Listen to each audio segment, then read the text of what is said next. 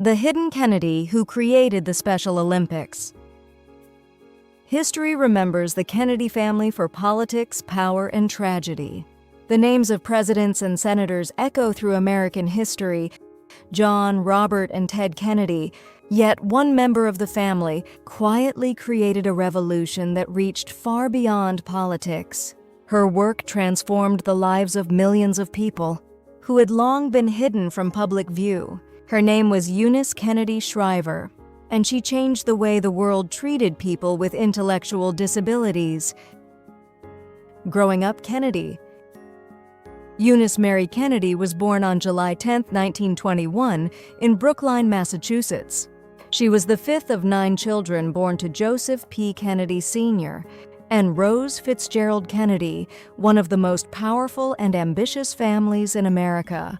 Her brothers would grow up to become some of the most famous political figures of the 20th century, including President John F. Kennedy and Senator Robert F. Kennedy.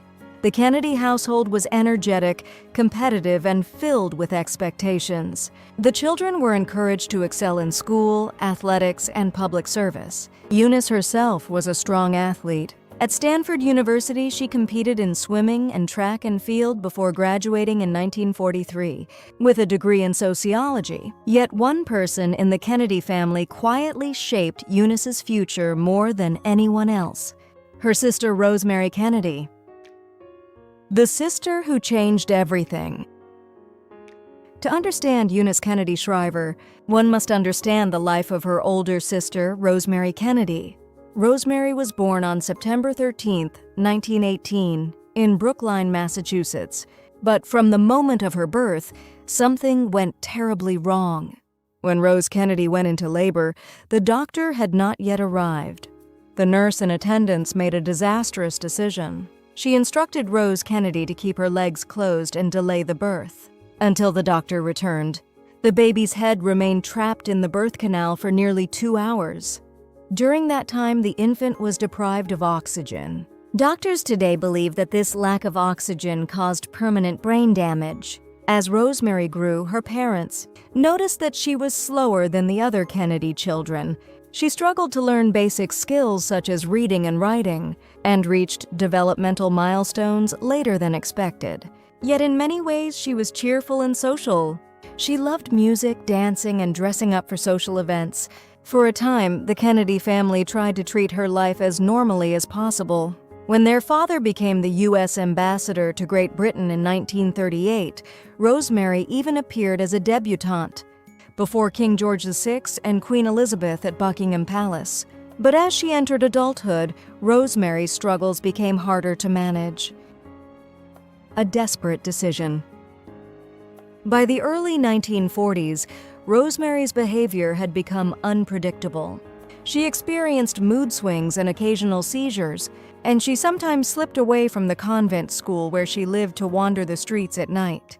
Her father, Joseph P. Kennedy, feared that her behavior might embarrass the family and damage the political futures of his sons. Doctors suggested a controversial and experimental procedure called a lobotomy, which was believed to calm emotional disturbances. In November 1941, when Rosemary was 23 years old, Joseph Kennedy approved the surgery without telling his wife beforehand.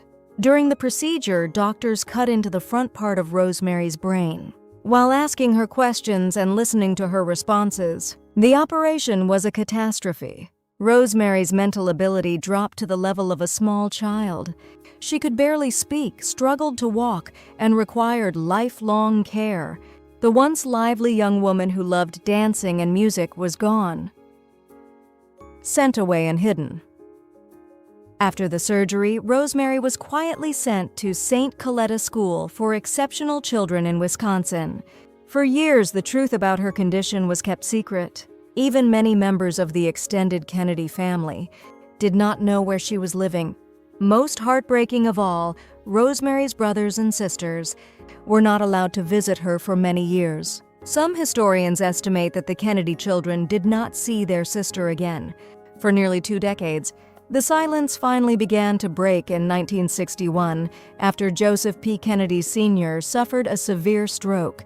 With their father no longer controlling family decisions, Eunice took the initiative to locate Rosemary and reconnect her with the family.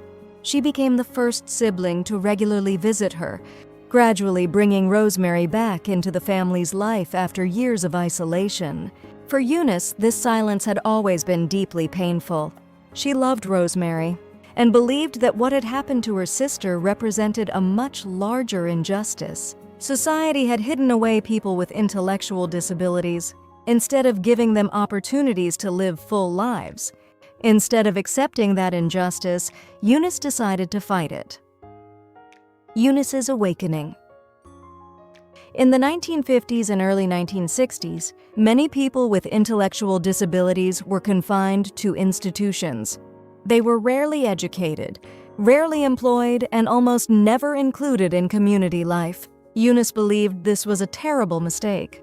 Working through the Joseph P. Kennedy Jr. Foundation, she began supporting research and programs that explored better ways to educate and support people with intellectual disabilities.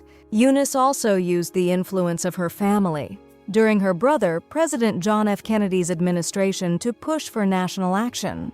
She helped organize and later chair the President's Panel on Mental Retardation, a groundbreaking federal initiative created in 1961. The panel promoted research, education, and community programs for people with intellectual disabilities, and helped lay the foundation for the first major federal disability policies in the United States. But Eunice wanted more than research. She wanted proof. She wanted to show the world what people with intellectual disabilities were capable of achieving. A backyard revolution. That proof began in the summer of 1962 in the backyard of Eunice's Maryland home. She invited children with intellectual disabilities to attend a small sports program called Camp Shriver. Many of these children had never been allowed to participate in organized athletics. They ran races. They swam. They played games. And something extraordinary happened. The children improved quickly. They grew stronger and more confident. Some who had been shy began cheering loudly for their teammates. Parents watched in amazement as their children showed determination and joy that few people had ever seen before. For Eunice, the lesson was clear. The problem had never been the abilities of these children. The real problem was that society had never given them the chance. Breaking the silence. In 1962, Eunice also took another bold step. She wrote an article for the Saturday Evening Post, one of the most widely read magazines in America. In the article, she openly described her sister Rosemary's intellectual disability. This was an extraordinary act of honesty. At that time, many families, especially famous ones, kept such matters hidden. By sharing Rosemary's story, Eunice helped change public attitudes. She showed Americans that intellectual disability was not something shameful or distant. It existed even within one of the nation's most famous families. The article opened a national conversation about dignity, opportunity, and inclusion. The suggestion that changed everything. As Camp Shriver grew, one of the staff members working with the Kennedy Foundation proposed a bold idea. If these camps were so successful, why not create a national athletic competition for people with intellectual disabilities? Eunice immediately embraced the idea. With the help of educators, volunteers, and the Chicago Park District, she began planning a groundbreaking event. The first Special Olympics. On July 20, 1968, nearly 1,000 athletes with intellectual disabilities gathered at Soldier Field in Chicago for the first Special Olympics Games. For many athletes, it was the first time they had ever competed in a public sporting event. Eunice addressed the crowd with a powerful message. These games proved that individuals with intellectual disabilities could become exceptional athletes. When given the opportunity, the moment changed history. Critics and Eunice's fierce defense. Not everyone supported the new movement. Some critics claimed that the Special Olympics would exploit people with intellectual disabilities by putting them on display. Eunice rejected that argument completely. She believed the real injustice was exclusion. For generations, people with intellectual disabilities had been denied the chance to participate in sports, schools, and community life. The Special Olympics offered something different: dignity through competition. As audiences watched the athletes run, swim, and celebrate their victories, attitudes began to change. These competitors were not objects of pity. They were athletes. The flame of hope. As the movement expanded across the world, the Special Olympics developed a powerful symbol known as the Flame of Hope. Before each Special Olympics World Games, runners carry a torch across cities and countries until it reaches the stadium where the games will begin. The flame represents courage, determination, and inclusion. Every torch carried to the stadium symbolizes the opportunities that millions of athletes once denied are now receiving. A global movement.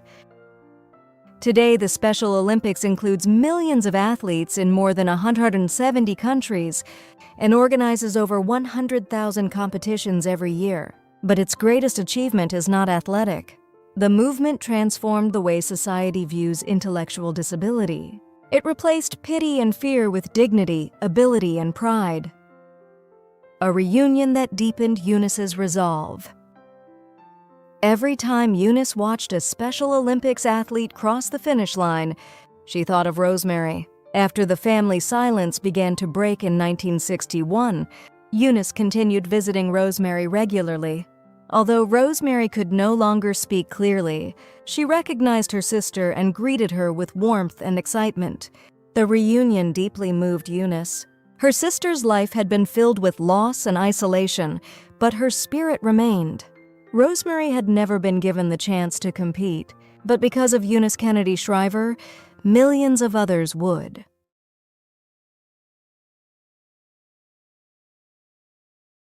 It's time to study new words in context. 1. Inclusion. Definition: inclusion means allowing everyone to take part and feel welcome, no matter their differences or abilities. Example: the school believes in inclusion, so students with disabilities learn and play with everyone else.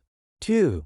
Developmental milestones. Definition: developmental milestones are important skills that children usually learn as they grow, such as walking, talking, or reading.